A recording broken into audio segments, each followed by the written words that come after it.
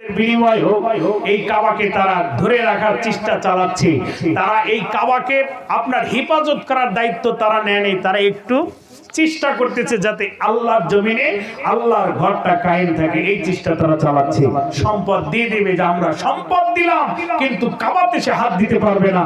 Abdul Muttalib ডাক দিয়ে বললেন যে না, তারা সম্পদ গ্রহণ করবে না, তারা কাবাকে ভেঙে দিতে চায়। তার কারণ এই দুনিয়ার জমিনে আল্লাহর কোন নির্দেশন থাক, কোন বেঈমান মুশরিকের দল এটা কখনোই পছন্দ করবে না। যদি তাই হতো, আজকে বাংলাদেশে দাউ দাউ করে আগুন জ্বলে, চতুর্দিকের মুনাফিক মুশরিক বিভিন্ন ভাবে ষড়যন্ত্র করে বাংলার মানুষদেরকে আগুনে জ্বালিয়ে পুড়িয়ে শেষ করে দেওয়ার জন্য বদ্ধপরিকর হয়েছে।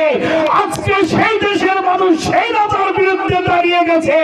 এটাই আল্লাহ পাক দেখাচ্ছে, তোমরা যে দিকে আগুন আঙ্গুল তুলে তাকাবে, নিজের দিকে খেয়াল করবে, তিনটা আঙ্গুল তোমার দিকে আছে। সুতরাং মুসলমানদের কিনে যারা চক্রান্ত করবে, তাদের হাত দুনিয়ার জমিনে আল্লাহ পুরা ছাই করে দেবে। চিল্লায় বলেন কথা ঠিক কিনা? আল্লাহুম্মা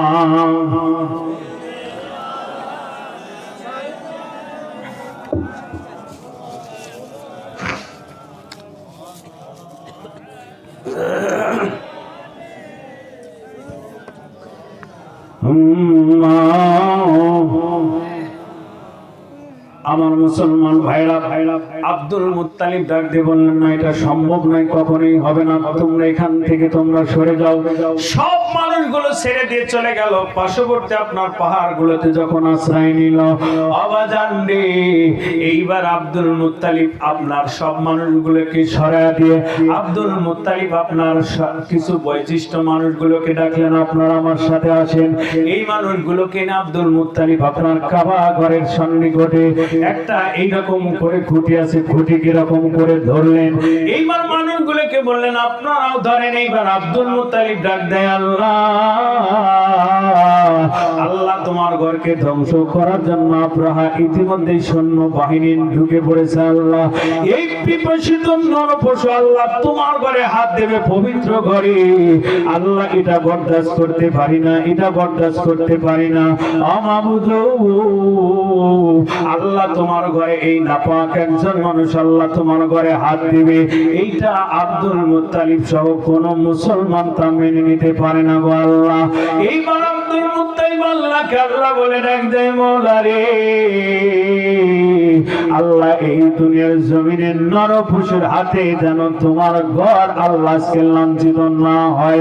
আল্লাহ তোমার ঘরের দায়িত্ব তোমার হাতে দিয়ে দিলাম। আল্লাহ তোমার কুদরত গ্রহণ করো। আল্লাহ ঘরকে তুমি হেফাজত করো। তোমার ঘরকে আল্লাহ হেফাজত করার দায়িত্ব আমাদের হাতে নেই, তোমার হাতে। আল্লাহ একটাই চাওয়া, সেটা হলো এই কাবার উপরে যেন তাদের নাপাক হাত দিতে না পারে। আল্লাহ তোমার ঘরকে তুমি হেফাজত করো। এবার আব্দুল মুত্তালিব তুই চোখের পানি দিয়ে দিয়ে আল্লাহর কাছে কান্দে। এইবার আল্লাহর কাছে কাকুতি মিনতি করে আব্দুল মুত্তালিব চলে গেল। বাবা জীবনে গুনাহ হয়েছে, অন্যায় হয়েছে, যত বড় অন্যায় হয়েছে একবার আল্লাহর কাছে তওবা করেন। জীবনে যত অন্যায় হয়েছে বলে দিয়ে গেলাম। আল্লাহ বললেন না, তুমি রহমাতুল্লাহ বান্দা, যতই অন্যায় করো, যতই গুনাহ করো, আমি আল্লাহর কাছে একবার